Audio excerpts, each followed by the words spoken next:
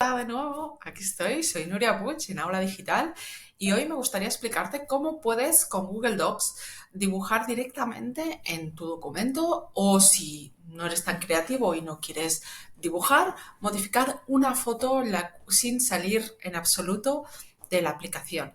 Lo que sí, si modificas una foto, necesitamos otras aplicaciones que os voy a enseñar ahora mismo. ¿Qué os parece? ¿Vamos a ello? Venga, vámonos.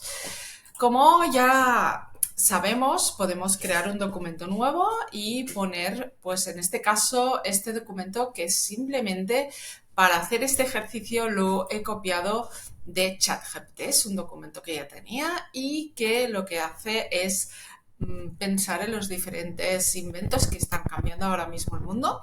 Entonces, obviamente es un tema que es importante, que ahora mismo hay muy poca información de cada uno de ellos y me gustaría pues enseñaros cómo podemos poner, por ejemplo, una foto aquí, ¿de acuerdo? En este caso, después los dispositivos portátiles de detección temprana es un artículo que ChatGPT, perdón, ha sacado de lo que es as.com, que es una página web, y entonces le voy a dar aquí para ver el documento.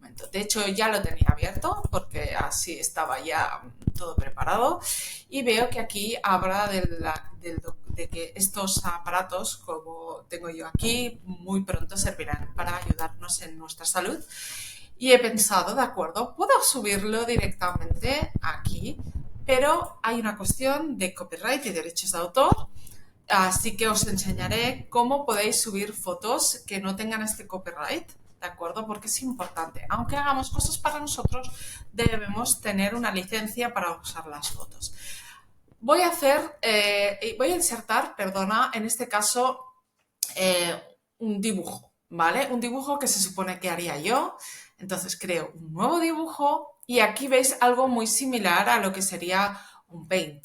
Aquí podéis, si sabéis, podéis darle forma o dibujar, pero como en este caso yo no lo sé hacer, lo que voy a hacer es subir una imagen.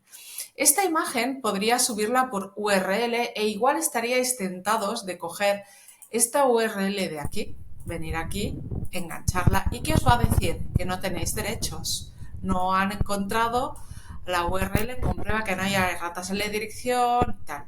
Obviamente todas las páginas web de los públicas están bloqueadas de cara a hacer esto porque además le estás dando un montón de imágenes, no solo una, con lo cual primero se vuelve loco y segundo no deberías hacer esto.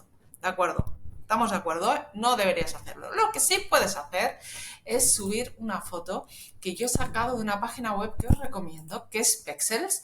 Pexels tiene fotos gratis y como lo ves, te lo puedes free download, lo puedes bajar. Simplemente seleccionas el tamaño que quieras y te lo bajas. Mi recomendación es que la bajáis en alta calidad, más que nada porque después sí que igual la podéis necesitar para otras cosas y está bien que la tengas en alta calidad.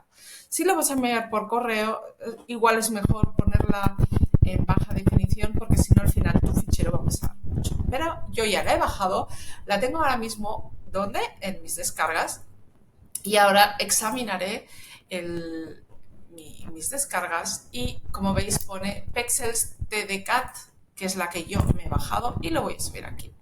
Y una vez lo tengo aquí, veis, me lo está enganchando en este tipo Paint y yo ahora puedo hacer cosas como las siguientes para mi nivel de dibujo, como las siguientes. Por ejemplo, aquí yo puedo poner formas, puedo girarla, puedo recortar la imagen, ¿sí? Y lo que voy a hacer es poner una flecha, ¿de acuerdo? Aquí hay todo tipo de formas. Y voy a poner esta flecha aquí, ¿vale? Y voy a poner un texto aquí, ¿vale? Que se va a llamar Smart Watch.